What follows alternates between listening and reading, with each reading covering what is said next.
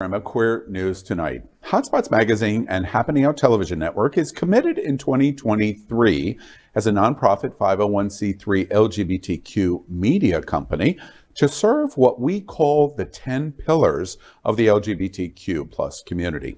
This includes shining a light on the special needs in our LGBTQ community, including Black, lesbian, Latino and Brown communities, trans, LGBTQ youth and students, political advocacy, LGBTQ seniors, LGBTQ business, religious faith, and especially HIV/AIDS and other LGBTQ plus health needs, the 10 pillars of the LGBTQ community. We have partnered with SmartRide to explore the problems our community faces.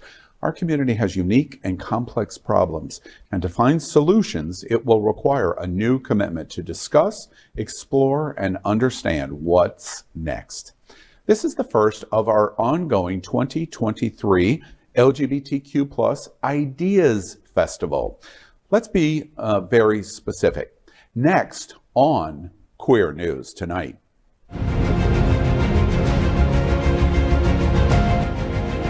This is the world's first live daily LGBTQ evening news show, literally out of the closet and into the headlines on Queer News Tonight with Al Ferguson.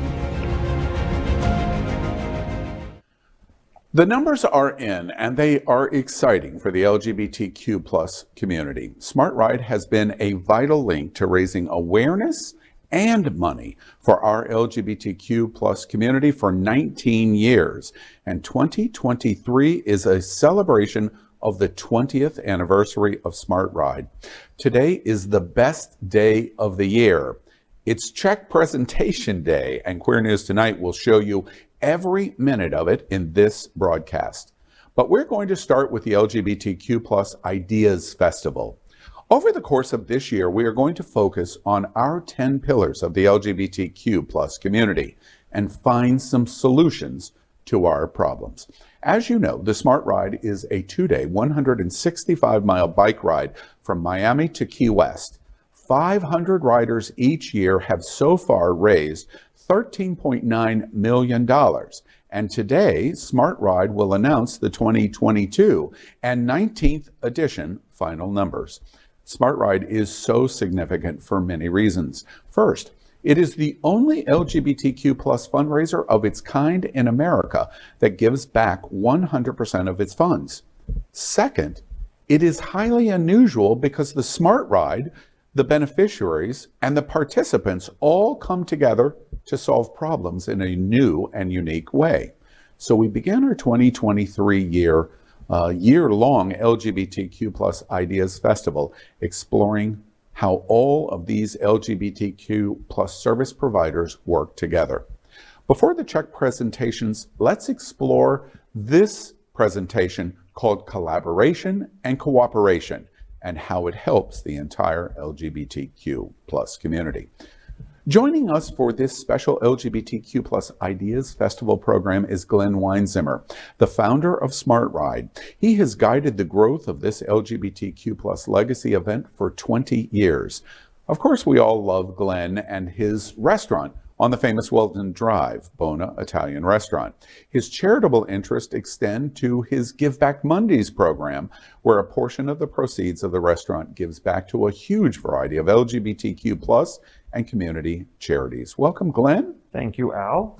I'm excited to have you here and launch this conversation about SmartRide. Today's a very exciting day for you. Today's a very exciting day, and it's my favorite day of the year, as you mentioned in the opening package, that we get to give out the money that everyone has raised. Our community comes together all year, fundraises to help our 6 benefiting agencies, and then tomorrow everyone finds out how much they're getting.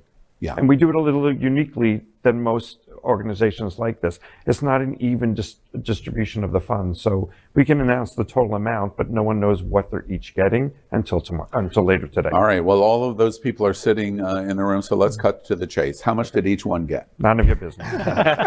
hang me up by my toes. I'm not going to. Okay, all right. Well, stay tuned because we're going to show you every moment of that. Next is a new seat for Smart Ride. Todd Del May really absolutely needs no introduction, except to say Queer News Tonight is breaking news, announcing he is the new executive director of Smart Ride.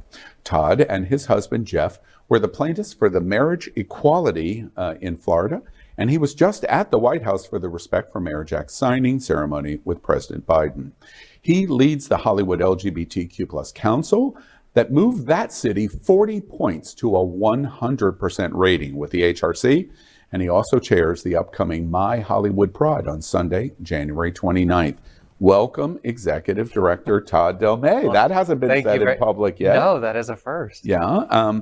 Tell us about why you took on this task for Smart Ride as a new Executive Director working with Glenn. Well, we've known Glenn as a family for a very long time. He's been very close to us and a good friend. And actually, my husband has been doing the housing portion of Smart Ride for, I think, over 10 years in just making sure that people have a place to stay before the ride, of course, the stay at Hawk's-Gay and after. So we've been involved kind of on the periphery for a very long time and just seen the amazing work and result that comes out of the Smart Ride every year. So when Glenn and I were talking earlier this year, or actually last year, and just kind of looking at the opportunities going forward and how the organization makes sure it's thinking about sustainability, we just got talking about the possibility of what happens in the 20th year, not only being a landmark year, but also a point at which, a new leader might step up in the organization. Yeah. The planning of the longevity of Smart Ride is really, really. And what's really important to me is that although Todd is taking this role as the executive director, he's not embedded in with all the organizations that are currently out there. We're not recycling somebody from the community. We're taking someone with a fresh perspective that's been involved in our community, has been part of the LGBT fight for equality when it came to marriage, has run for politics, and has his own set of resources and outreach that is different from myself or the other benefiting agencies. So it hopefully will bring us another layer of ways to be successful and look at things.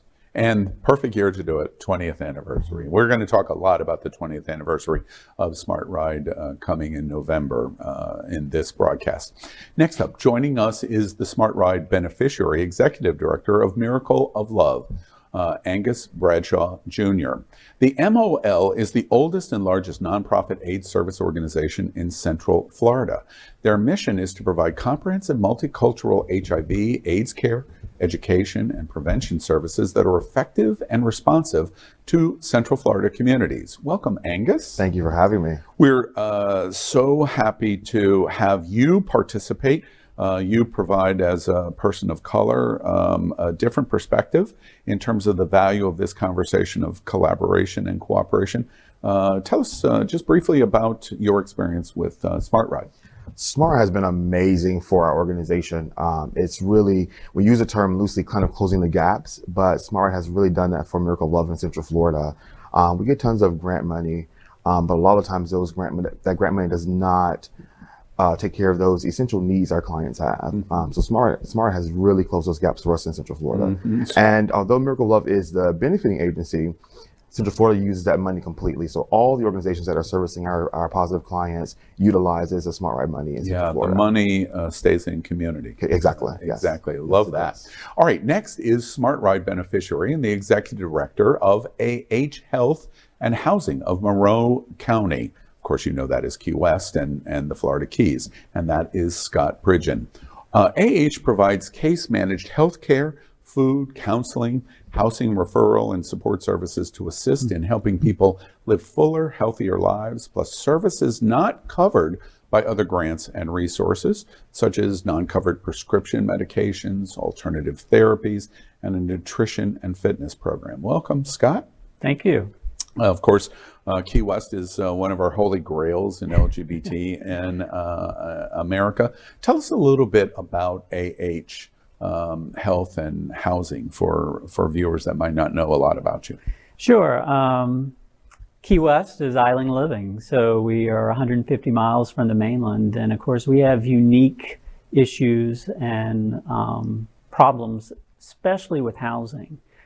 We have challenges with housing inventory and finding places for people living with HIV to have a place to call home. And so we are also a developer.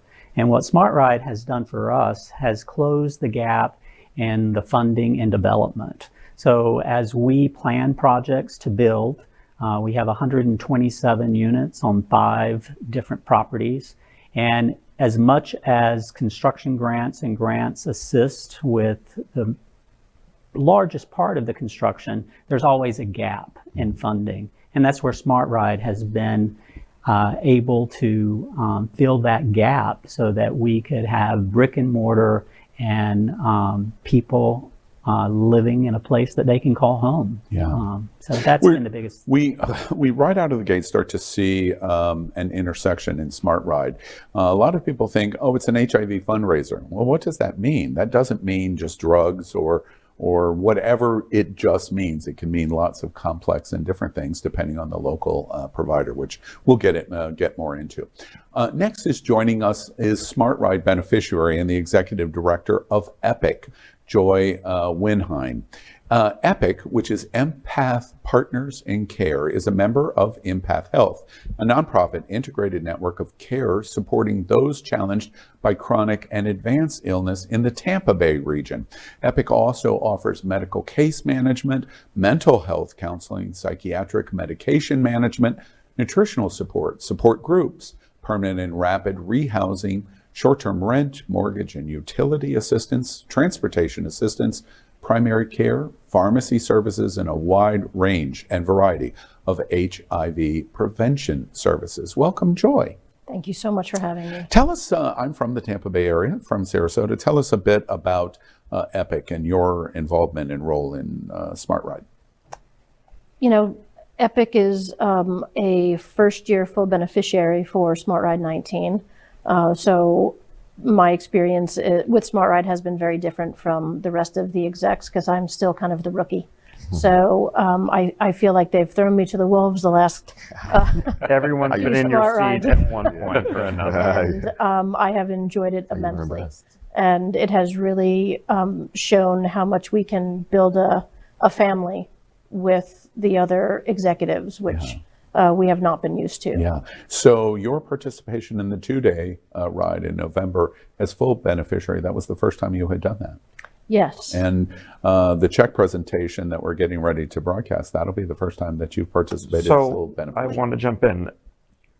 Joy was kind enough the year before for SmartRide 18 to actually be on the event as a volunteer. And so she was there and had experience, and it came back with that passion to her organization to say, this is something we want to do if we're invited. And so we did give us a check last year to them through our 10% Lifeline as a way of recognizing the work that they do. Oh, So she's been excellent. to the check party. I have been to the check party, and I'm very much looking forward to it. Yeah, it's going to be fun. Check should be a little larger. More than Fingers crossed. I think I might know what that. Well, all right. Next is SmartRide beneficiary and the executive director of Pride Lines. Victor Diaz-Herman at Pride Lines is Miami-Dade County's LGBTQ+ community center and South Florida's oldest LGBTQ direct services agency. Their mission is to support education, educate, and empower South Florida's lesbian, gay, bisexual, transgender, queer, and questioning youth, with a special emphasis on youth and creating a community of safe and diverse spaces to promote dialogue and wellness and foster social change. Victor's coming to us from remote, somewhere deep in the heart of snowy north of Canada. Victor, welcome to our conversation of the LGBT Ideas Festival. Tell us about the youth role at Pride Lines and its intersection with SmartRide. Yeah, so we've just celebrated our 40th anniversary, and our history is really rooted in providing safe and affirming spaces for LGBTQ youth. Over time, those programs and services that we offer our young people have evolved, and quite honestly, the largest program now for our young people is our Project Safe program for youth experiencing or at risk of experiencing homelessness. the reality is that unfortunately there aren't many grant dollars to fund programs for LGBTQ youth, and those that are minimal. So since our young people are at highest risk of new infection, we take so much pride in the ability to be able to provide them with essential programs and services that oftentimes are life-saving because of the funds that the Smart Ride provides us. That includes everything from transportation assistance, relocation support, meals, snacks, showers, laundry service, clothing, emergency housing. And I have to say that as part of this Smart Ride family, the support that we get to offer those young people, those youth and young adults, goes beyond just our organization, thanks to the collaboration and the relationships that we at this table and in this conversation have through the Smart Ride. That's awesome. And again, to our viewing audience, you're starting to hear the intersection of the diversity of how a fundraiser like Smart Ride can affect so many different segments of the LGBTQ community, which I think is vitally important. Victor represents the community center south of us. We're broadcasting from the Happening Out Television Network studios here at Sunshine Cathedral on the campus here at Sunshine in Fort Lauderdale. Victor represents the community center in Miami-Dade County. And our last participant today is Julie Seaver. And again, Julie also needs no introduction. She's the executive director of Compass Palm Beach. And Compass Palm Beach is the community center for Palm Beach County and represents a wide variety of services, including HIV. And Compass Palm Beach is also very noted for their excellent and nationally recognized transgender programs that are contributed to at Compass. Julie, welcome to our conversation, and tell us about, from your seat, operating the community center in Palm Beach County for the LGBTQ community, how you intersect with Smart Ride. Well, thank you so much for having us here today, Al. I miss all of my Smart Ride family. I can't wait to see everyone at the check presentation later. We're so grateful for the Smart Ride. When it comes to our diverse set of programming, like all of our colleagues that are here today, we have also medical case management for those affected by HIV and AIDS. We have a very fast growing HIV prevention, testing, and education program, especially with the younger adult population in our 18 to 25-year-old range. That's the age where you can find yourself in trouble, even though you're considered an adult. I'm sure that I thought that I was an adult that could do no wrong when I was that age. And we have a very fast-growing youth and families program. This is our 35th year, and we're so grateful because the Smart Rides really brought more to all of us than just the critical funds. But it has raised awareness across the generations, across the races, gender identities. It's unified our agencies, our community, and truly, Al, has saved thousands of lives over the years. Powerful words in terms of the representation of what your participation in Smart Ride actually accomplishes for our LGBTQ community.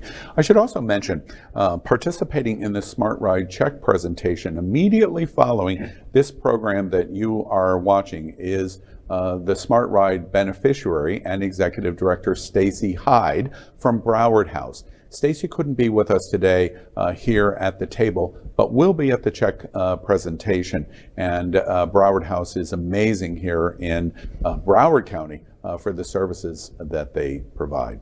Well, the LGBTQ Ideas Festival will feature all of the beneficiaries coming up right after this program.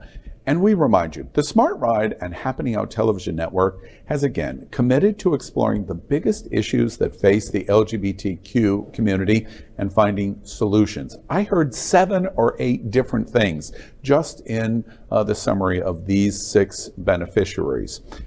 We are going to accomplish lots of these new ideas in 2023 through Smart Ride and Happening Out Television Network's LGBTQ Ideas Festival. So let's begin. Our first topic of 2023 is exactly why they're all sitting here: collaboration and cooperation in the LGBTQ community.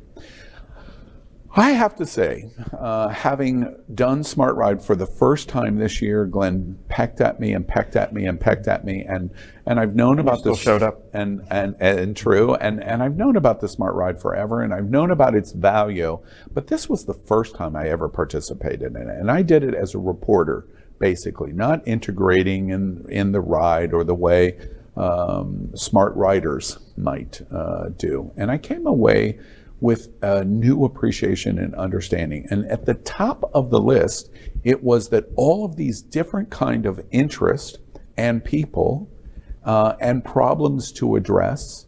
On the first evening at Hawks Cay, the amazing World AIDS Day or Candlelight event, and the speeches that I heard of how your services affect so many different things. I will never forget. I'll never forget the conversation about how teeth were provided, and how emotionally important that was in that story. That's where I want to start. Our community often is competing for limited resources, and because we compete for limited resources, it creates us and creates a situation where we're perhaps more aggressive than we should be, we're more standoffish than we should be, and we don't collaborate and cooperate to the degree that we should. Smart Ride comes along with all of you and seems to break that. How is that possible? And let's start there. How is that possible? I think I can kick it off with a lot of it has to do with respect. The individual agencies, their execs and their representatives, each agency provides us with two people that stay with us throughout the entire year. There are agency representatives. They have built a relationship with each other. Like anything else, if you talk to people, you get to know them, you get to learn more about them. Our best times before the actual event itself is sitting at the table once a month and hearing what's going on in each agency, and then helping them solve their own issues by experience. So I remember a couple of years ago when we had the execs all together for a weekend, and they started talking about different issues that they were having, and most of our agencies deal with the housing issues. I remember distinctly Scott and Stacy from Broward House having a conversation about she was going for funding, and she was hitting this wall. And Scott just said, we dealt with that last year, I know exactly what you need to do. After we're done here, text me or email me, I'll send you what you need to do because we solved that problem. And that brings unity, and ended up, Stacy got the money that she needed, and I'm sure in a strong part because the Sky cut away a lot of that research and stuff. She got right to where is the issue and how can we solve it. Mm-hmm. So raising all this money was how we started out with with Smart Ride, but in the end there was a byproduct that was never expected, which is the relationships that everyone built. And there's lots of reasons for that, and I'll let everyone give their part of it. But I think it's one of the things that makes us so unique is this ability to collaborate. And that's where I want to jump. I hear the positiveness of what Glenn said, but let me be a Nancy naysayer for a second. That's unusual in LGBT because we're competing for grant money, we're competing for sponsors, mm-hmm. we're competing for time and recognition on the calendar. There's so many things that we see in our own community that we're competing with. Was your experience in participating in this way one that you were wary of because of your competitive nature that you might have in protecting your beneficiary or your organization? Or was it just something you said, no, I'm just not doing that? No, I've never looked at it that way. We've been participating for your legacy, the entire 20 years. So I've seen a lot of organizations that are with us now and that are no longer with us. But, I often say that, when resources are few, we can either compete and they will be fewer, or we can band together and we can be our own resource. So rather than digging and getting in and digging that trench by myself, I can get in there and dig that trench with you, and we can get to the other side together. And we can find that funding that you need. We can build those resources that you need, but we can do that together. And that's what I have always taken away from Smart Ride, is not how much that check is going to be later this afternoon. It's about the collaboration that we will leave with and will continue always. I mean, you know, these guys are my family and my friends, and we have built each other's organizations to what they are today, each one of us. Do the rest of you agree with that? Have different opinions? It took some time to believe that, to accept that we're all in and we're going to work collectively. Did it take any time to come to that? Were there worries? You know, I believe it, but I got to see it proven, for example. So for me, it was different. So getting to the table, when you're at the table with these execs, there is no competition. We are going to collaboratively work together. But getting to the table for me was some work. When Central Florida lost their old recipient because they were part of a hospital, we were competing for the next spot. So it was three of us who worked together kind of in Orlando. But coming down, we were all very present at Smart Ride and all trying to see, okay, who's going to do the most work, who's doing what. So competing to get to the table was different for me in Orlando. Ultimately, we won. But in that moment, I realized that it wasn't competition. I needed to make sure whatever we did, whoever was going to be the beneficial agency, we need to make sure that money made it back to our community, and we shared it amongst the community. But getting here was a little competitive. It was my normal competitive, trying to make sure we won, or trying to make sure, you know, we were the beneficial agency selected. But once I got here, it was family. It wasn't competing amongst my execs in the circle. We worked together collaboratively easily. It was really easy. Joy, was that your experience? That you're new, first-time, full-time beneficiary. You're in Tampa Bay. You're outside of South Florida. Was that your experience? It's 100% opportunity for our agency. There was no thought of what is it going to be like? Will they accept me? Will it work out? I went into it 100% knowing that it's going to work out because of everything that I had heard through the years of just what Smart Ride was and what they do. And I think as individual executives, we are afforded the knowledge of, we let our counties and our states and the municipalities fight for the money. We don't have to fight each other for money because we are all in different areas.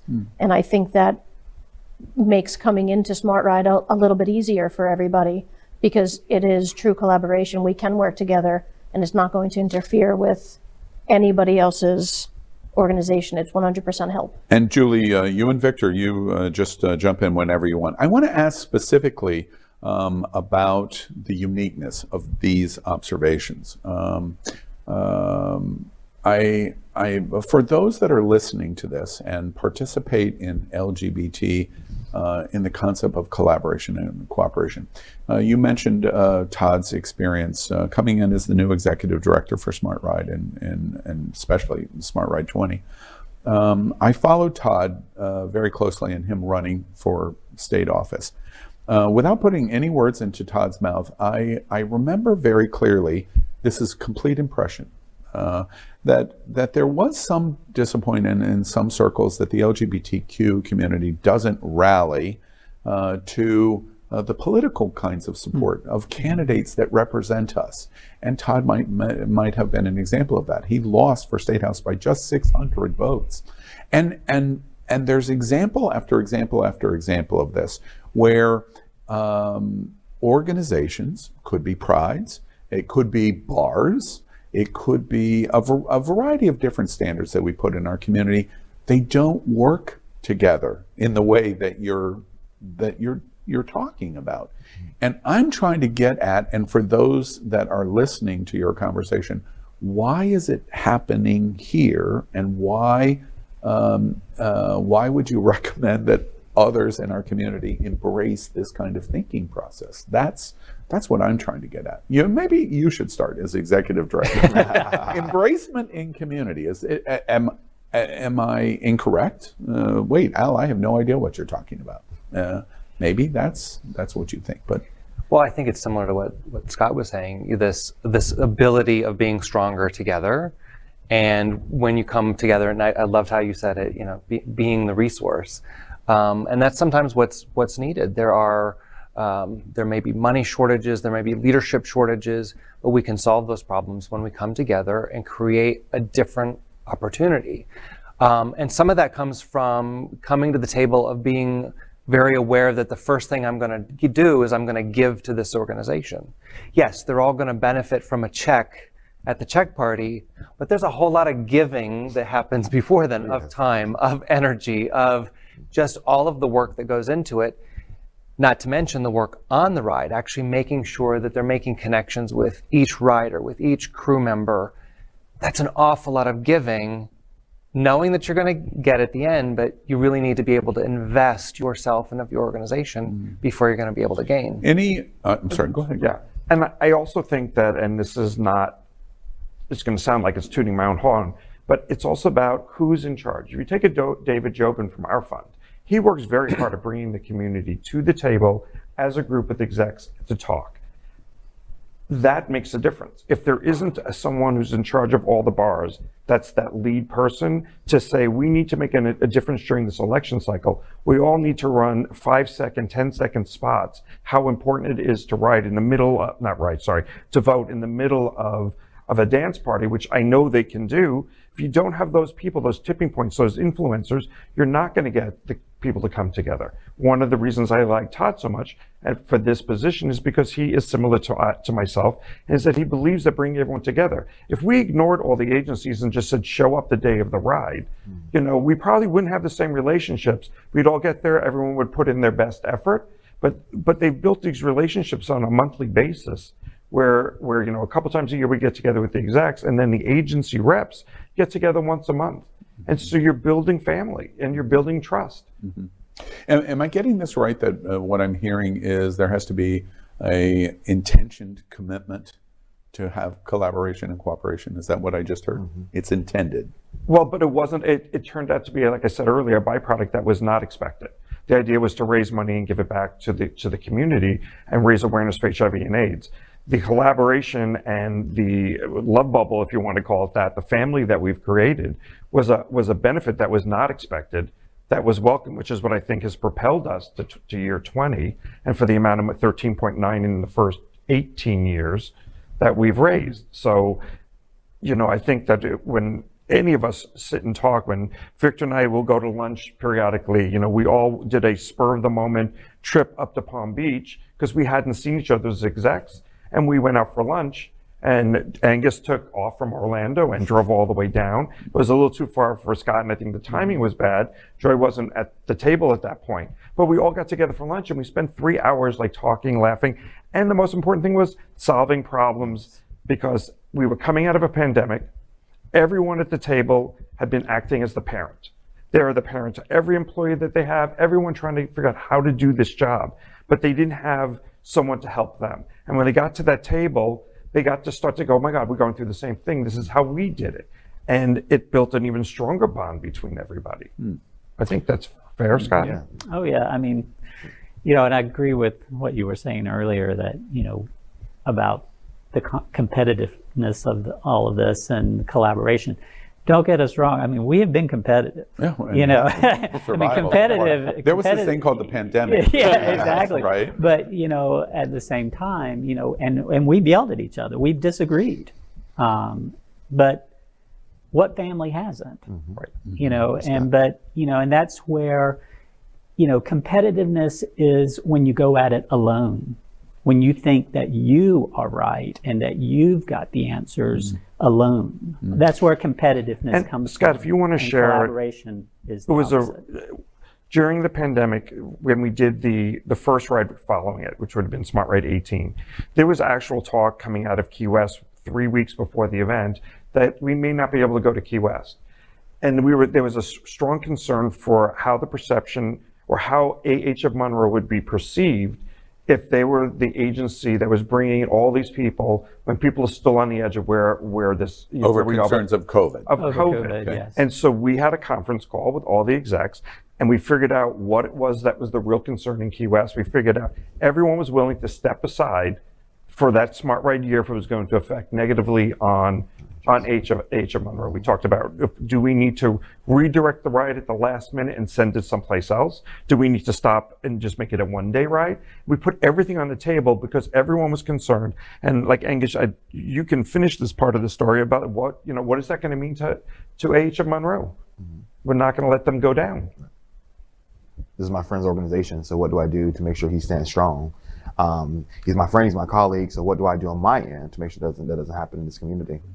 You know, it's interesting, without getting into much detail about it, a lot of the conversations going on in the community about what's currently happening with one of our major prides. I've heard multiple people say every other pride and other major organizations should be jumping in to say, we're going to help you, which is exactly what I just heard. That's a very interesting observation. I want to change the subject slightly in terms of how you participate in community of representation. Now, your service, the services that your organizations provide are not defined as being LGBTQ. You don't say, oh, well, if you're not LGBTQ, we can't help you. I understand. But I am interested about how this collaboration and cooperation works and seems to work in so many different areas. When I came down and did the ride for the 2 days, first off, one of the greatest moments for me, I told this, in fact, I said this in Core News Tonight, the business, please help me again, the bakery. Baby's Coffee. Baby's Coffee. What a highlight moment that was for me. And not because of the riders or anybody that was participating, but because of the owners and the staff. I got to talk to him in the kitchen. He was just slammed. He was willing to talk to me in the kitchen. We broadcast it. Had just a huge number of people watch him. Gary, thank you. Yes, Gary. And in that interview, and he said, this is the best day of our business's entire year. Our employees and our business and my participation. And I thought that was so interesting, that they are giving all of this away to Smart Ride, very generous. The refreshment stop of what they're doing. There were people sitting at benches and tables in the front that are locals. I asked them, did you know what this is? Did you know that these are a lot of gay people that are, and it was so positive. It was so positive. And the second overriding thing that I felt at the ride, which was a top of mind for me, is the water stops. Because you would stop at a water stop and it was like old-fashioned, let's stand and kiki about whatever's going on. It was a social event just to have some water as they're doing the breaks. And one of the things that I realized in watching that is the diversity that I was watching, which is one of the things I want to ask you about. You know, we in Wilton Manors and Fort Lauderdale, we're talking about diversity a lot. Our 10 pillars of the LGBTQ community is intentioned because we don't think, even in our own community, we're representing the degree of diversity that we want to represent.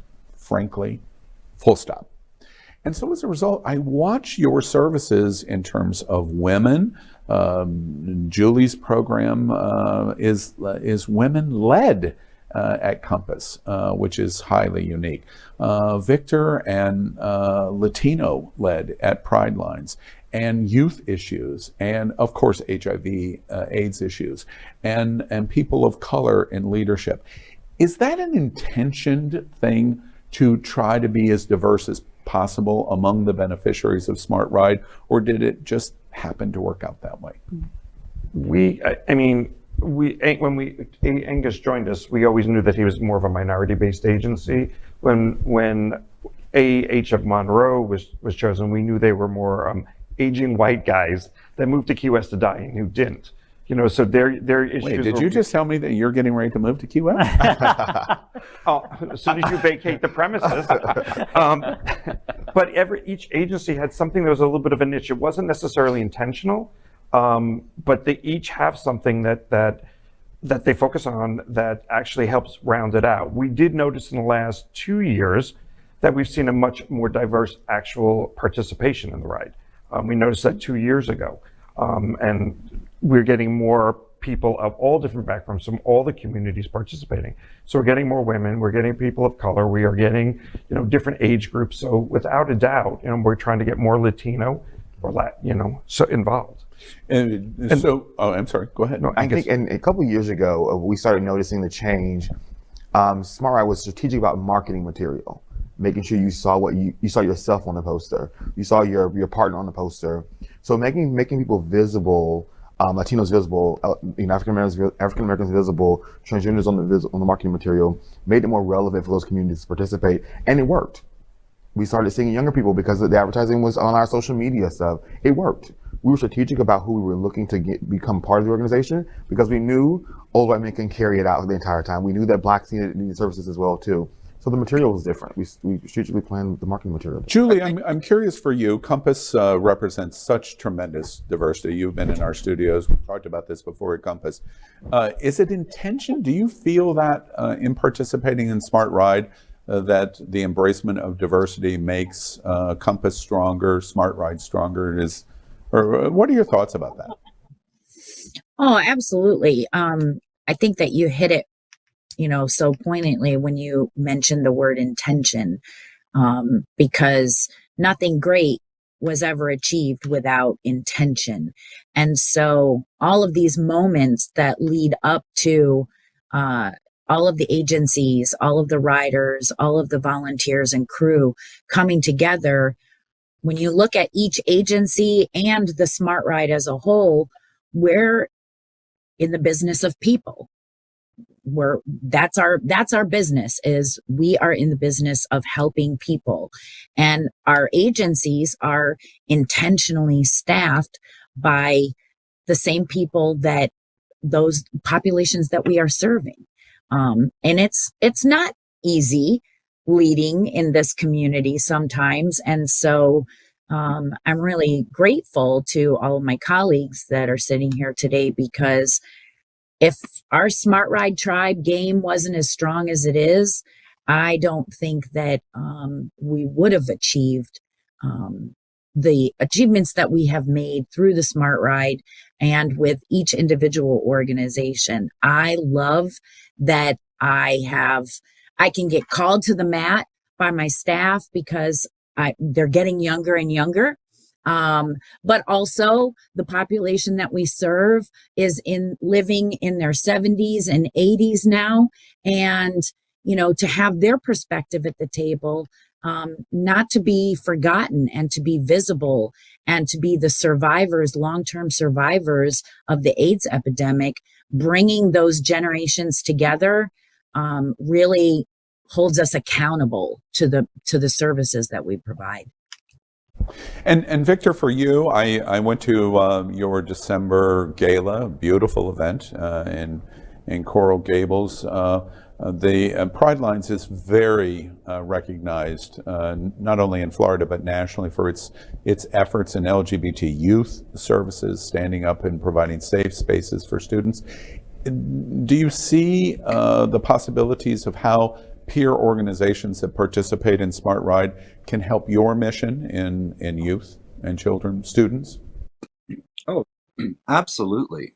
I mean, I credit much of the growth and success of our organization during my tenure to the relationships that I have built with these colleagues and friends at this table, and also other colleagues, and being able to reach out and request support and leverage experience in order to be able to serve my community more effectively. And I feel that that's what we all do for each other. There's been times that I get calls, or I'm sure Angus gets calls, and we support each other in whatever way we can in order to make sure that our colleagues are being able to help their communities in effective ways. And I think, Julie really, I think, said it beautifully. The reason why this works is because we are in the business of people, and we all have one common mission, right? We want to end HIV. With that, if we continue, or when we come to the table, we continue to have conversations about what it means to end HIV, naturally, the evolution of the ride is going to start. You're going to see the diversity that is reflective of the people that we're trying to reach, right? We've had these conversations over time. We all want to see that. And with that common goal, we've built this family of not just the executives and the employees, but the riders and the crew that come together to do this every year. That without that common thread, I think it would be a different conversation. Go ahead. We have been very intentional. We're 40 years into the HIV/AIDS epidemic. 40 years ago, it was labeled as a gay disease. As the years went on, the gay community took the lead, especially early on who was being affected because it was our friends. But we continued in this fight, even as it started to reach out to other markets or other geographic or demographic areas. We've had a conversation over the last 5-10 years about what happens for the folks that were in the battle for HIV and AIDS, and mostly AIDS back then, as they're aging out. They started 40 years ago, they were in their 20s, they're now in their 60s. And so if we don't intentionally transition and bring in youth and understand what they're looking for, we can't solve this problem. Because as we fade out, if there's no one backfilling us with their vision, we talked a lot about the fact that when we were all in this, we talked about AIDS all the time. When you talk to youth under 30 that probably have not known anyone who's died of HIV or AIDS, they talk about their HIV whole life. In their whole life. They don't know AIDS, they know HIV. Yeah. And to understand what that means to them. The quilt means nothing. No, and we did that one year at the closing ceremonies. We talked about the transition between my generation and your generation, just so we're clear, and the younger generation. We're clear. We're clear. Thank you. There were things that we mentioned, like the quilt. And, if I mentioned the quilt to the general population, half of the room was going to say, oh, that's grandma making a warm quilt for the winter. For the other half of the group, it was the size and dimensions of a casket, because that was what those quilts were meant. And they filled the Washington Mall. A lot of people have forgotten that ever happened, but the intensity of that. So I think that part of this whole, we've had actual conversations about how do you bring youth in? How do you make this part of their vernacular? How do you find those influencers so as we continue to age out that this battle continues on, because it's no longer just or perceived to be just LGBT. If you're in a minority-based group, if you're a Latino, if you're African American, you're at a much higher risk of getting HIV and AIDS than, say, the general white population. Mm-hmm. Economics plays into that, stigma plays into that, religion plays into that, and each one of our agencies, we've addressed that. Angus is, because you're sitting right next to me, but I think he can speak best to his life experience and how that affects his community, and how does he deal with it. Do you want to do that now? Absolutely. Of course, I'm Black American, and I cisgender gay man, and so stigma plays a part in what we do in the community. We are taught as young, pray about it. You don't talk about it in the community. You don't. Black church, yeah. You don't talk about it in the community. You pray about it and go handle it. But we since know, looking at the numbers, that has not been the way we should do things. So we're trying to break that stigma. With education and opening up the Stafford House and these drop-in spaces to have a safe space to be yourself. But it comes down to your comfort. You have to do that in your own time. Mm-hmm. You have to break the culture that you were taught. And that's a big thing. Being comfortable with self and making sure whatever you decide you're okay with. And that's been a thing for us in Orlando, because that's the majority of our population. But our young population is very different, very, very different than me growing up. They're voicious about them being, Black and gay. They're okay with that, and they're talking about it more now. But I think that took time to get to. But we have to keep pushing them to talking about those things and be comfortable with themselves. I want to come back in a moment to the diversity in our own LGBT community. But I do want to mention something that was interesting to me. Last month, I had the pleasure, quite an extensive interview with Dr. Anthony Fauci. And it was the only LGBT television interview he did leading up to his retirement. And in that conversation, of course, I reflected the history that you just talked about. He made two notes that I thought were really super interesting to me.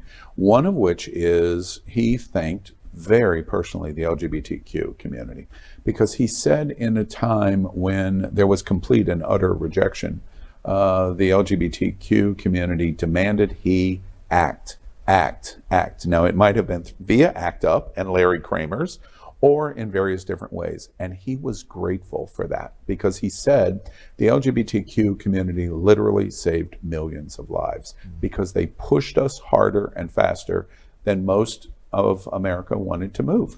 And he was grateful of that. And I think for everybody listening to Smart Ride and these agencies and what they represent, that should be a warming moment to you, that the most important voice in the world on HIV thanks very personally the LGBTQ community. And then the second thing that he said is, I asked him basically, is HIV over? We have the commitment of 2030.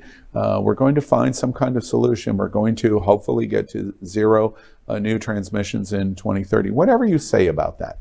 My point in a flippant way was, this is over. To your point, young people barely even understand what we're talking about.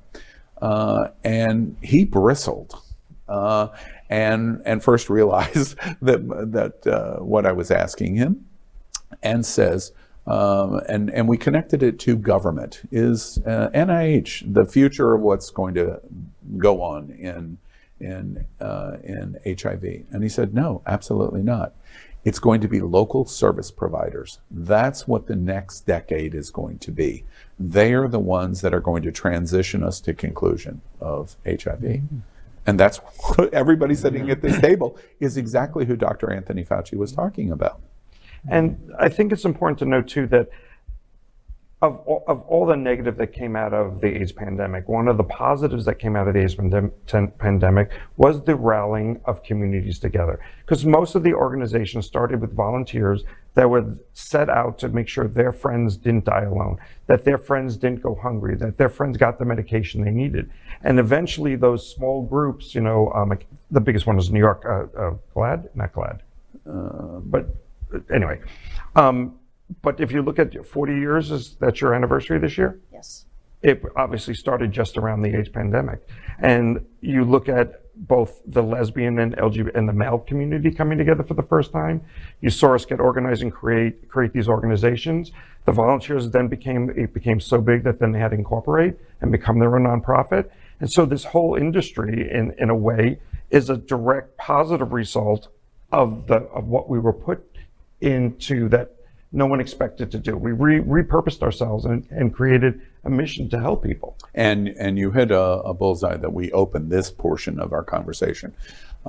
You seem to be doing something that I don't see, frankly, as often as I would like to see in the LGBTQ community.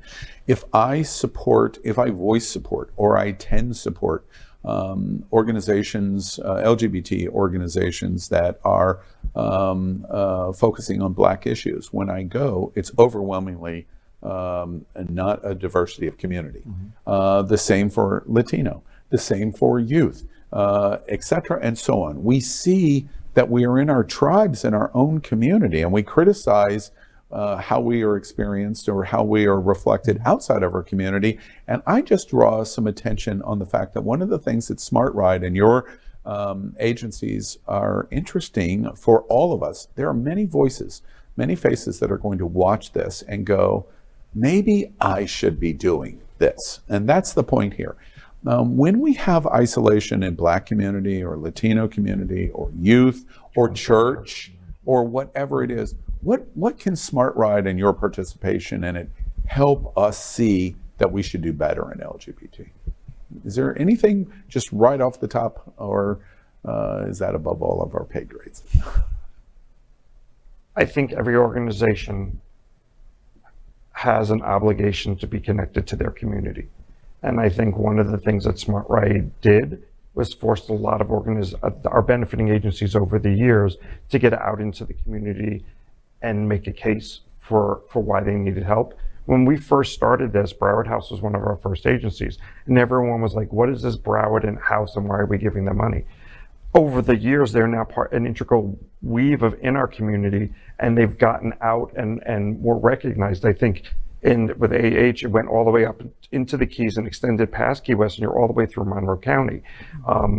So I think it's one of the benefits, or one of the things, is you have to get out. You can't just sit in your bubble and try to fix it. You know, one of the things that's also really nice is that we heard the very first year after the ride was the agency folks that were on the ride came back with a new sense of urgency, a new sense of I can make a difference, because they weren't sitting in front of a computer trying to solve problems. They saw that the community was with them. And that's very empowering for everybody to be able to go back and go, I'm not alone in this fight. People do care. Because you can get so wrapped up in your day-to-day that you don't realize how much support that there is out there for you. Mm-hmm. I mean, I think we learn by example on what we don't know. I mean, for example, for us, we were AIDS help for many, many years. And we realized that a lot of the perception was that we were an all-white AIDS club. And that was the services that we were provided to that demographic.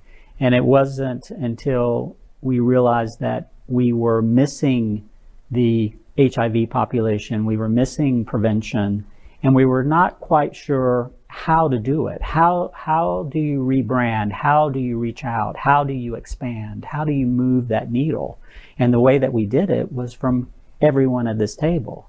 What we did not do, someone else was doing. We didn't have to come up and, create the wheel all over again. All we had to do was look around us. Mm-hmm. And I think that's what the LGBT community can do and does do, is that if you were talking about the tribes earlier, that we're all kind of in our tribe, whether we're in our Black community, church community, white community, transgender community, bi community, whatever it is, when you're ready to expand, or when someone different comes into your tribe and you don't exactly know how to respond, you have other tribes that you can look to and you can learn from. And that's what we've all done. We've learned from example of how we can expand and move the needle. And I take great pride in that. Yeah, and you all should take great pride in that. The very famous phrase seems to be very applicable again. All boats rise with the tide together, and that's what Smart Ride is proving. Any final thoughts on the idea of collaboration and cooperation and what Smart Ride has meant to you, Smart Ride 19? I can tell you that in the Tampa area, I was blown away by the sheer number of people that showed up to ride in this ride, and that we fielded 3 teams, and every member of every team went to each other's fundraisers. They promoted it. They helped out. We had one team member helping out at another fundraiser. We all know how the Tampa Bay gays love to dress in drag. So, Tell 2 them out your of the story. 3 teams dressed in drag. I think this is good. You should tell your story. Of dressing in drag? Yeah. I wore a suit now. Drag king. There is a group of folks in the Tampa area, the Tampa Bay Sisters of Perpetual Indulgence, and they said, we are making you an honorary sister for a day. And I got very much out of my comfort zone and threw on complete makeup, habit, gown, very out of my comfort zone. And they dragged me around and we did traditional street outreach, handing out condoms, talking to people about Smart Ride. And I raised $1,000 that day, or $1,200 that day. And it was the most uncomfortable, greatest day ever. But the people that came out just because, well, one, I think they paid to see me in drag. But everybody was just so positive and encouraging. Like, don't worry about how you look, you're doing a good thing. And it was amazing. I mean, it was like nothing I had ever been a part of before. So we take the opportunity of that anecdote in LGBTQ community cooperation and collaboration. using the Smart Ride model example, are you optimistic that more in our LGBTQ community could do the same thing? Are you optimistic? Yes. Absolutely. yes. Yeah. Yes, absolutely. Oh, yes. All right. Well, let's take a minute to talk about you're getting ready to watch the Czech presentation celebration for Smart Ride 19. But let's talk about Smart Ride 20. It is November 17th and 18th, 2023. Again, in case you're not familiar, it starts at the University of Miami, and you bike for 165 miles from Miami to Key West. And if it's not something you have done, Smart Ride 20 is the year of all 20 years, is the year for you to do it. It is. And now, important is that not everyone has to ride. 500 riders. Explain that. So in order to produce this event, it takes about 250 volunteers, and they do everything from helping serve food to driving trucks to being Serving traffic water lights. at stops. Motorcycles that escort the event. First, our first folks out there when somebody has a problem, our rider transport, our bike transport, all of that, our sweep and sag vehicles are there to make the ride happen. And it's the sole responsibility of those 250 people is to make sure that every single rider gets from Miami to Key West safely. I'll never forget, for example, it happened at Hawks Key, but very specially, it happens at Key West High School. And I had heard about this for years. I knew that y'all did it, but I got to Key West High School early on. You serve lunch. Everyone that's participating, all of the food is included to make the logistics work.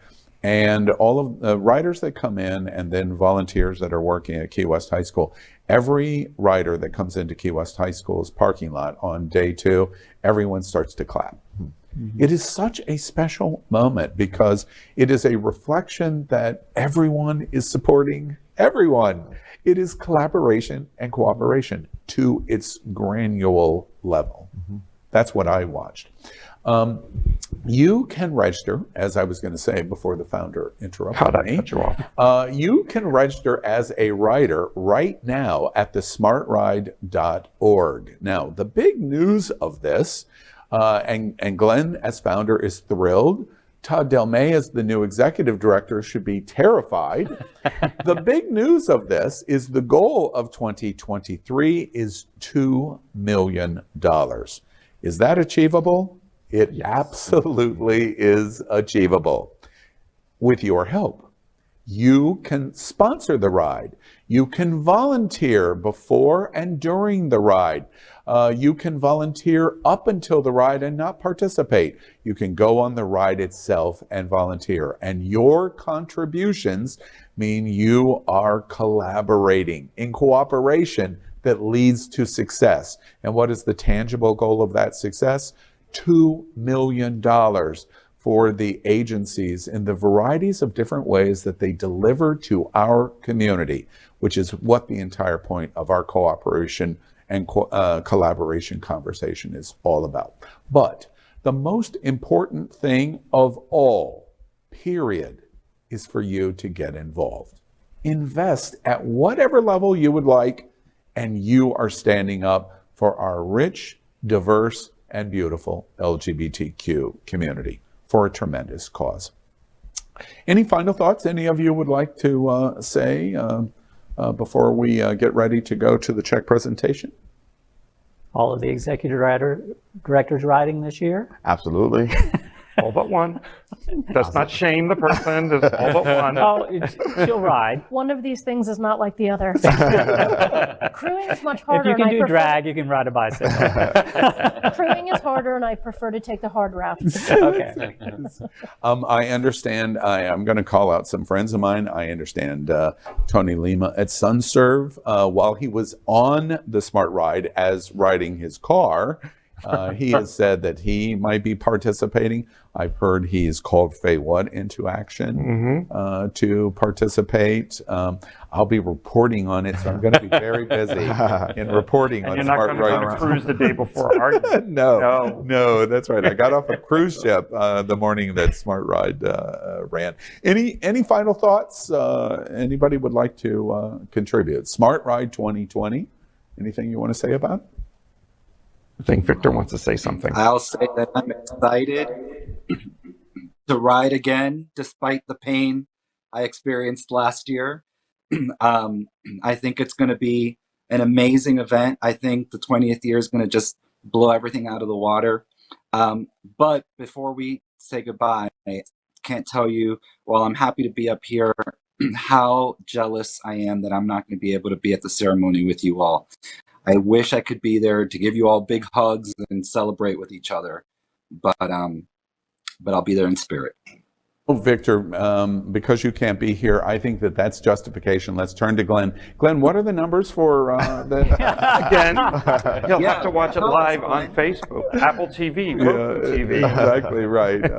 Victor, you'll be missed. It's quite exciting. And remember, Smart Ride 2023 is the Smart Ride 20th edition. It's the 20th anniversary. Go to the smartride.org. Any final thoughts from you, Todd, new executive director? No, I'm so excited about becoming an even more ingrained part of this community, and I'm really looking forward to the next year. Yeah, it's going to be an amazing 2023. We're going to report on Smart Ride all through the year, through our LGBT Ideas Festival in our 10 areas of the pillars that we focus on, and bring it back to Smart Ride repeatedly to show success. Any final thoughts from you, Glenn? I think one of the things that we didn't mention, but is really important, we're talking about collaboration.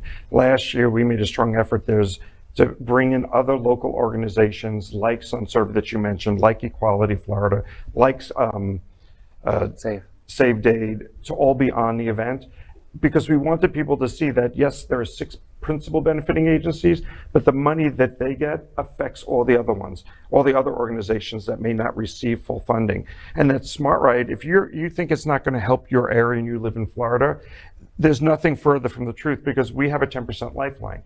And that 10% lifeline gives out at 100% during the course of the year. So an organization that you may believe in that has a need, they can come to us. And they can make an application to be able to receive, say, between $5,000 and $20,000 towards an initiative, an effort, something to move our community forward. So our bubble is a little bit bigger than our immediate family. One final thought before we move to what you're getting ready to watch, the check presentation celebration. We remind you, this massive LGBT fundraising event is very unique in that it is benefiting so many people. It's not myopic on a single focus. There's no criticism on that at all in terms of fundraising, but this is benefiting so many different kinds of organizations and people through the process, and very, very rare in terms of my eye of observation nationally and even internationally. 100% of your donation goes to these organizations and the lifeline organizations that Glenn just told you about. 100%. All of the expenses that are related to it are underwritten by sponsors and participation. So it's an event that you can get behind and know that you are absolutely tangibly helping your community. And that's a rarity of the degree that we love to see. So you should be participating. So I want to thank you before we turn this over for joining us on the first program of the 2023 LGBTQ+ Ideas Festival. In just a few minutes, we are going to take you to the 2023 check presentation celebration for Smart Ride. Glenn is finally going to get ready to tell these beneficiaries, riders, volunteers, sponsors, and more the results of Smart Ride 19. I suspect the news is going to be pretty good. Even more, you are going to learn of the total contributions of the Smart Ride transition from Smart Ride 19 and all of the years previous to Smart Ride 20th anniversary. And we remind you that goal for Smart Ride 20 is a jaw-dropping $2 million. And they can do it. Stay tuned as we now go to the Smart Ride 19 check presentation and celebration. Thank you, Al. Welcome, everybody. Welcome, everybody. Come forward. You know how I feel about, even when you ride into closing ceremonies, about being too far away. Okay. it is amazing to see this many faces and to see you without a helmet and sunglasses. So some of you, I don't know who you are because I've never seen you without a helmet or sunglasses. So first thing I want to do is I want to thank Hunters for providing the space today. Bruce and the team behind serving, and Mark and Patrick. They've been extremely generous to us, and as you guys remember, they were our lunch pit stop entertainment, and they've shown an interest, and if you holler that you love them, they showed an interest in doing it again next year.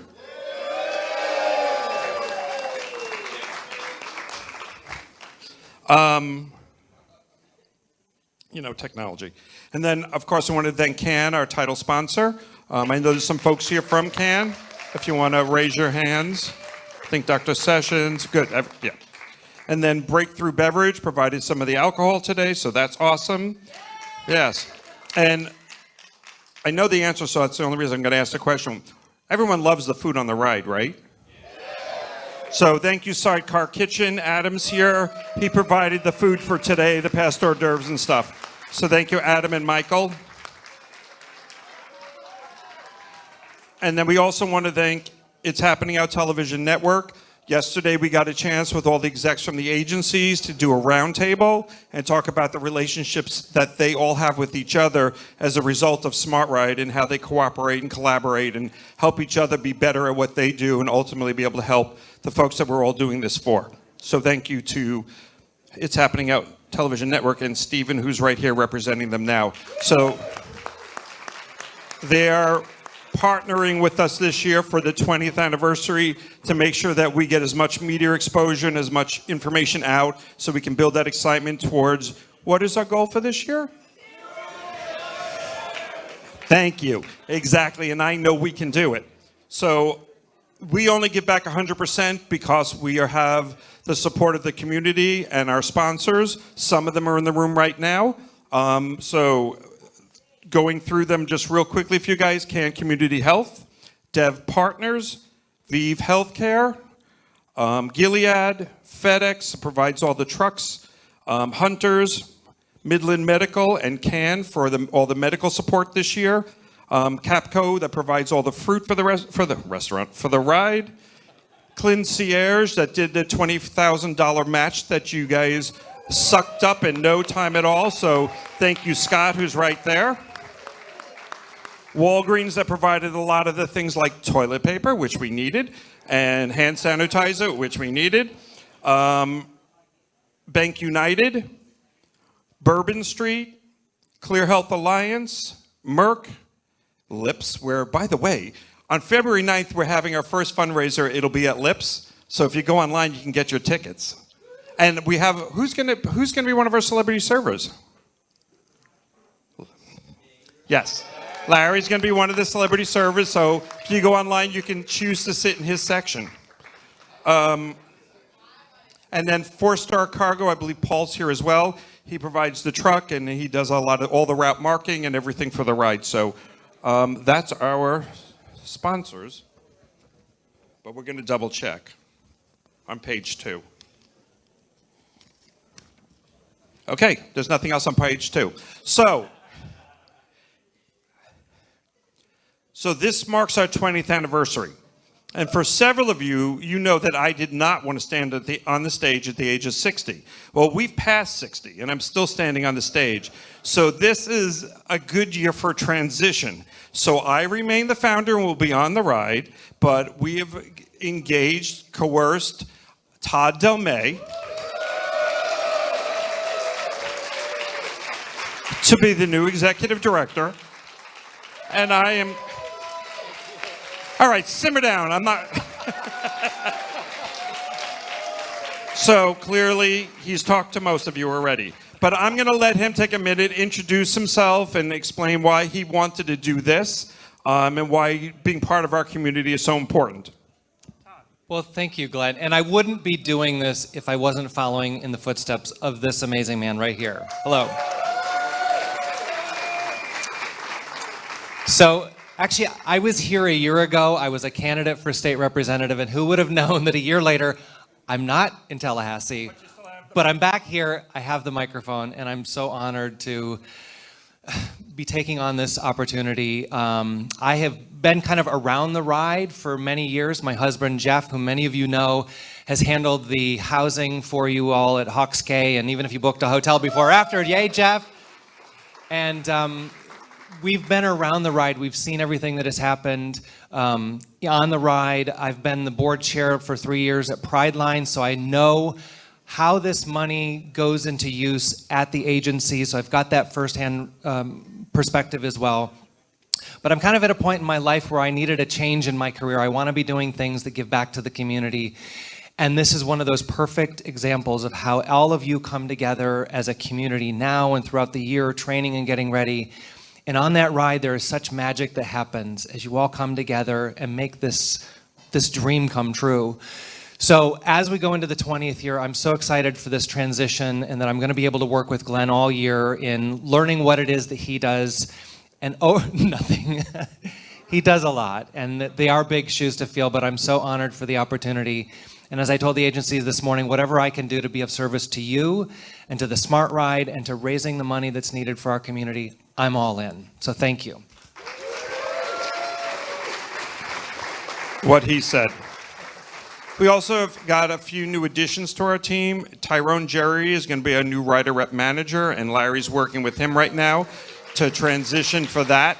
Tyrone's out of town today, but he's excited, and I think he's reached out to a lot of the team captains and rider reps already to get that ball rolling early this year and get it going.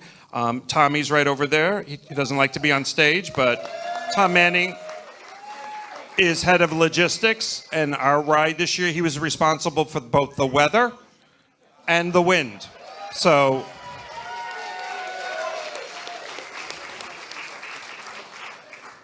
and Marcia's hiding here somewhere, our crew chief right there. She's going to come up in a minute. So how many people are registered for next year? All right. Did you say 69? Okay. There are a couple of numbers that are very popular. That is one of them. And everyone's going to try to bring a friend this year? Yes. Good. Good answer. Because we want to get back to where our peak was, which was over 900 registered riders. As you guys know, this year was a little bit less, but we are coming out of a pandemic and everything else, and considering what you'll see you raised with like 80 less people, is why I'm convinced we can do 2 million next year. Now, one of the things that we are improving on this year is going to be our web and social media presence. Because as you all know, if you went to find out when this was happening and you went to our website, it wasn't there. So that's on the top of our list of things to get accomplished in the new year, and that's one of Todd's first responsibilities, right? Yeah. So for those that don't know that are registered, the event is November 17th and 18th, because I've gotten several calls about I signed up, but I don't know when it is. So it's November 17th and 18th, so you can block your calendars. Marcia, did you want to come up and say a few things?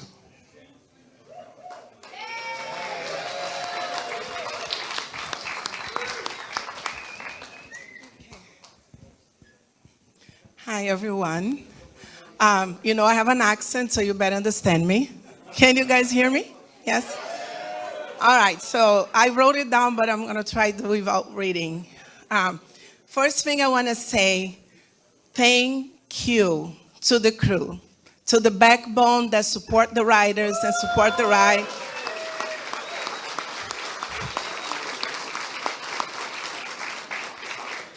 I am so honored to be your crew chief. It's really a pleasure and an amazing accomplishment. Second thing I want to say, please register. Bring your friends, family, bring everyone to the ride this year. Our 20th anniversary, and I have a very, very important goal. We all know that the crew is not requested to raise, correct? To fundraise. But if we all do, even if it's $100, we can definitely support. So I have a goal of $250,000 for the crew this year. Can I ask for your help? Yes. Thank you. How much did they raise this year? I think it was 162,000. We are just 98,000 away from the 250. My math is good, huh? Really quick. Yeah, so I really would love it for everybody, and I will be communicating with you guys more. And Jason, where are you? So for the first time, because Glenn has been asking me this forever, I'm not leaving you guys. Relax, no worries. But I will have the support of Jason this year, like as my assistant. So I can be quicker and faster with my answers and everything with you guys. So once again, thank you so much. It's an honor to be here. Thank you. Thank you, Marcia. So we are 44 years into this fight, 20 years that we've been doing it. And we get asked a lot, why does it make a difference? Do we still need the help? And we talked a lot about that both yesterday with the agency execs and then again this morning. As you guys know that we're at the Candlelight Vigil this year, someone under the age of 30 that passed from HIV, from AIDS, that didn't have to. It's still out there. And for those of you from my generation, I say AIDS and you guys can remember. If I go to the younger generation that's under 30 and I say AIDS, they know HIV. And it's important to pass that message on of what it means and what the effects could be. There's too many people still getting infected. Our agencies aren't sitting there going, we have nothing to do. There's so much work that still needs to be done to educate and get our next generation so that we don't repeat the 1980s and 1990s.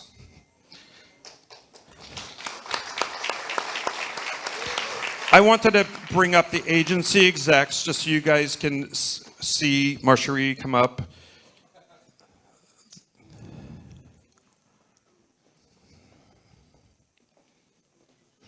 Come on, Joy.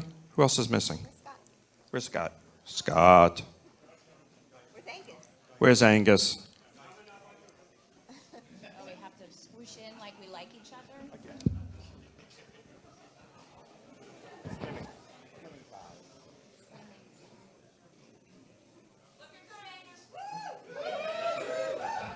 So these are the folks that lead the agencies, the principal agencies that we raise money for. And it's their work that goes, your money that goes to help make a difference, whether it be paying for someone's smile or making sure someone has a safe place to sleep or for people to be able to get the nutrition they need to stay healthy. So they help lead that force, but they don't do it alone. And so I'd like the agency reps who help us all year to produce the ride. Come on, Michael and Kat. I know there's more of you. There's Dylan, Jana, Candace. I know you're videoing. Pass it to somebody.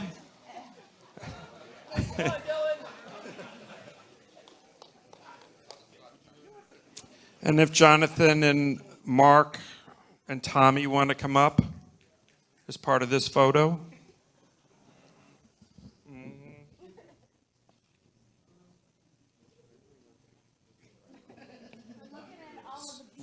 And now if the crew managers can come up and add to this group. All right, well, calm down, Stephen.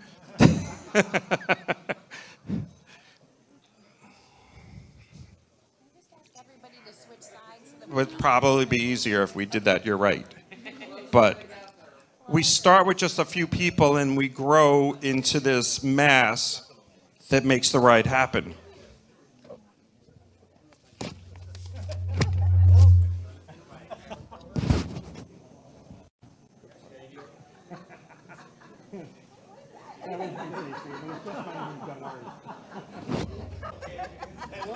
You guys can stand up. So, and then of course from there it goes to each one of you and the roles that you play, and then we just take a group shot of the entire group and we've got everybody that makes Smart Ride happen. Okay, so I'm going to be brief. I know it's hard to believe because I don't have a written script, but so the next thing, because I know, why are you guys here? Because you want to find out what? Right. Okay, we're not doing it just yet, but we're kind of doing it. So you guys know that we have the 10% lifeline. 10% of all the money that you raise gets put away, and then it helps other organizations throughout the state of Florida that has needs. Your money doesn't just stop with these 6 agencies. So part of that is our 10% lifeline, and we just recently gave some checks to 2 organizations, and so we've got the ceremonial check here. If I can see the folks from SunServe. Tick tock. You knew you were coming up? Tick tock. Yay. Oh, you just turned it around without any fanfare. He's new. So we're happy to have given them $20,000.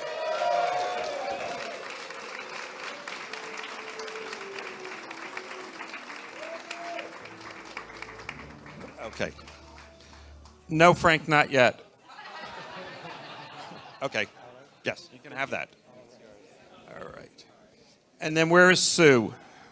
And anyone she brought. Come on. I know you're by the bar. Come on. She told me that's where she'd be. I'm not making that up.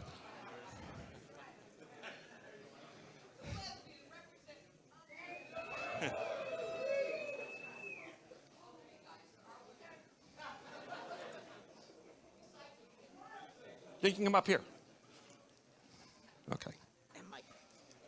So, because I know you better, what does Pet Project do? I know you're afraid. Go ahead. We provide pet food and pet supplies for people who are financially challenged so that they can keep their pets. Pets are important, especially when people are alone. And so many that have lived with HIV/AIDS have lived alone, and their pet is all they have. So we have always kept pets and people together. So thank you. So yeah, we're ready. So they got $15,000.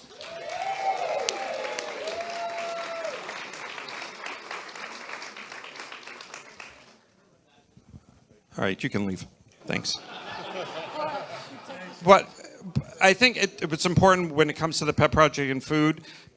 People truly make a decision whether they can feed themselves or feed their animals, whether they go to the hospital or whether they stay home because there's no one to take care of the animals.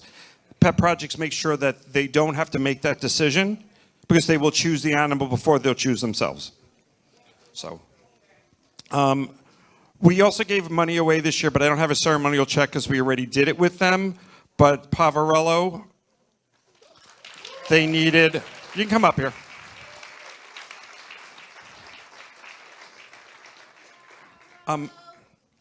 So Brad had reached out because they had an emergency.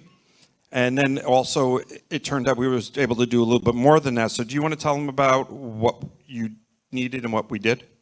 Or what they did?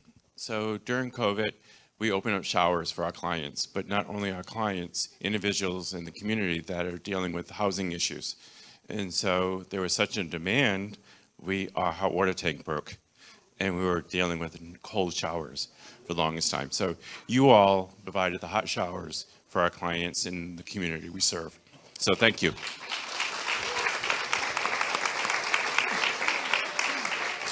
They also got approved to do testing. And one of the rules with testing is the government will pay for a rapid test if you do a certain number of tests a month or a year. They had no background on that, so they were giving them tests that will take 3-4 days to get back. 2 weeks. So you're dealing with a population that probably hesitantly went for the testing. The chances of them coming back in 2 weeks is very low. So your money paid for rapid testing for a year so they can give immediate results. No, absolutely. So our rapid testing is a little bit different. We do get Abbott 4th generation. So those of you that do testing, we usually tell people to come back, 2 or 3 months? We can tell them within 2 weeks. So it's 4th generation different from the other generations. That was close enough. No, I'm kidding. Thank you. Okay, so now Frank. So I've got 2 little videos. They're only a minute and a half each, so relax. Do you have music? So this is orientation day before you guys got there.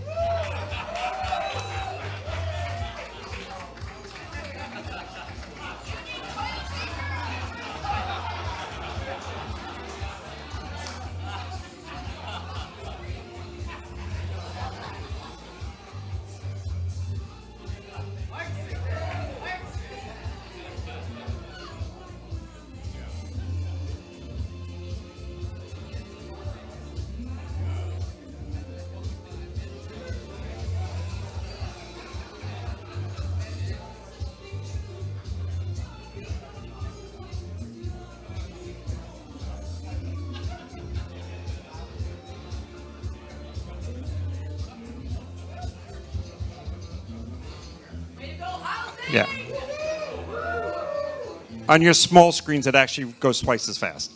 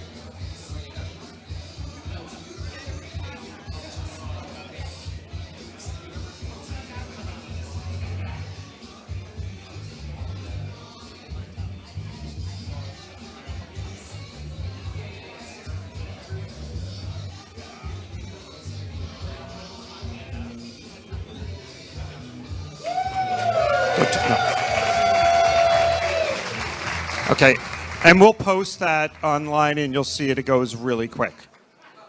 It does. It goes twice as fast. Okay, so just the regular logo? Okay, there it is. All right. So the reason you're here is for a bunch of checks and a lot of money. This is next year's logo. Thank you, Nate. So let's do this. Let's start with, are we starting with Compass? Compass. So if Compass wants to come up. Go Compass. Go Compass. Here we go.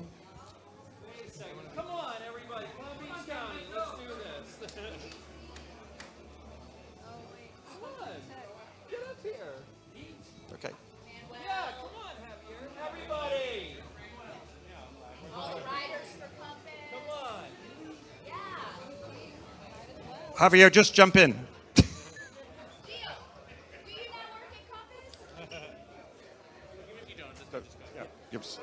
Okay, so do you want to know how much Compass is getting this year? Does Compass want to know how much they're getting this year? They're getting $142,063.46. That gives them an 11-year total of $1,346,953.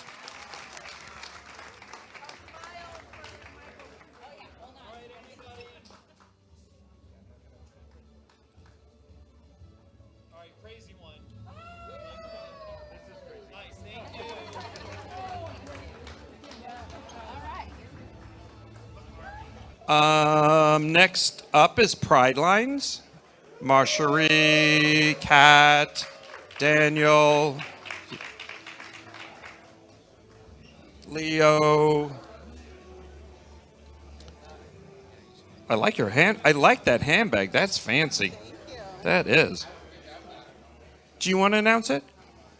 Do I want to announce it? It's, it's the second one.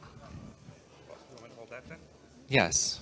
All right. So I get to announce this one. Pride Lines this year is receiving $129,465.46.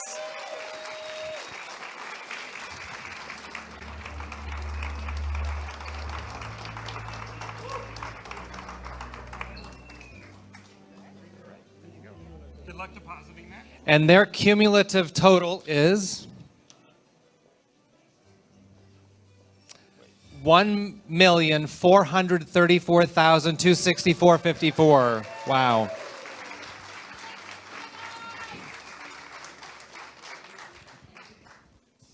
A.H. of Monroe. Scott and team. Juan Benitez, who's the second highest fundraiser. Juan, how much did you raise this year? You tell me. I don't know either. All right, 30 something, 32. all right, so next you have to do 64. Great. So they're getting our largest check, which is $195,341.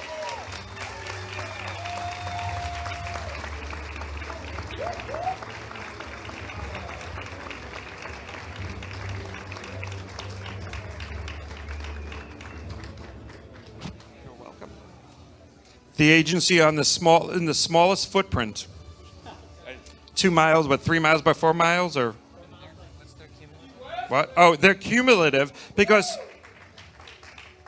A.H. of Monroe has been with us all 19 years, and they've been given $2,367,723 in the last 19 years. Next up is Broward House.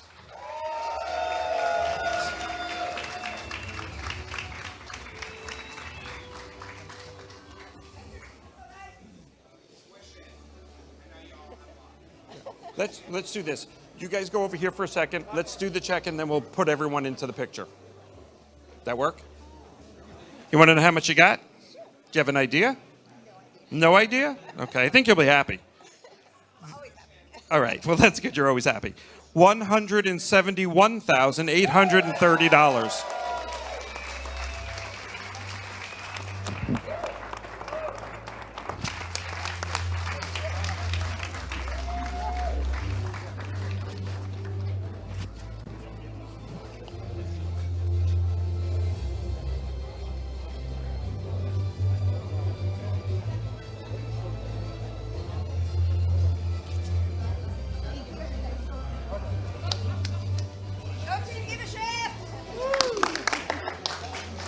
Miracle of Love, Angus and your team. Candace, you're going to probably have to work for Jose while he's up here. You're not coming up. Okay. Oh, the cumulative for Broward House. Sorry.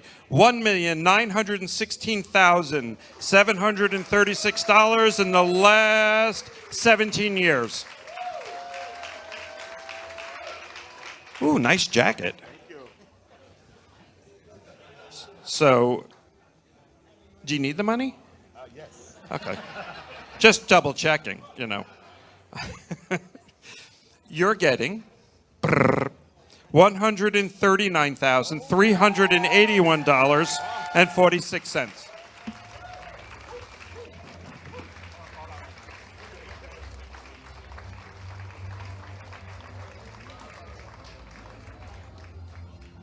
Last year, I thought you were going to faint. Last year, I was really worried about you. Yeah, you're a little more stable. You want to know what the cumulative is? Thank you for asking, James. I want to know. $1,651,631.54. And you guys did that for them and for our community.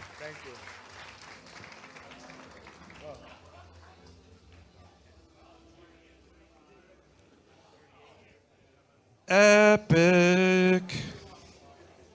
Oh, epic. So this is the first official year or full year for Epic. Last year, I think at this time we announced that they would be our 6th agency and they were representing the Tampa-St. Pete area. So last year, you guys gave through the 10% Lifeline $60,000. So I think she'll be happy with anything that's bigger than that. Would you be happy with $150,985?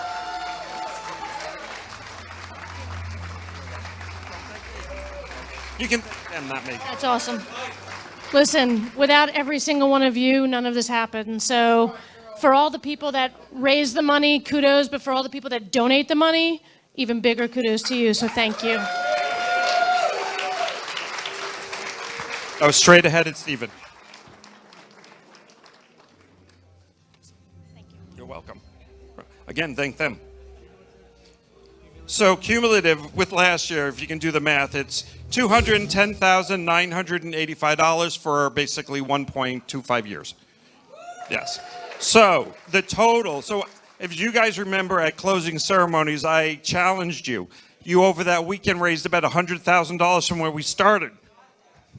And we announced at 988 and you promised me 12,000. You actually came in at $1,043,270. Oh, that's the cumulative one? Okay. We don't have that one? Oh. Okay, we didn't do one of those. Agency execs, if I can get you back up here for one more shot, because I'm going to give you the cumulative to what you guys have done in the last 19 years. You can bring your big checks if you want to. You can display your big check if you want. So, you two need a moment? Very emotional. I know. Not me. Never. So, in the last 19 years, you've raised, you want to say it? $14,954,344.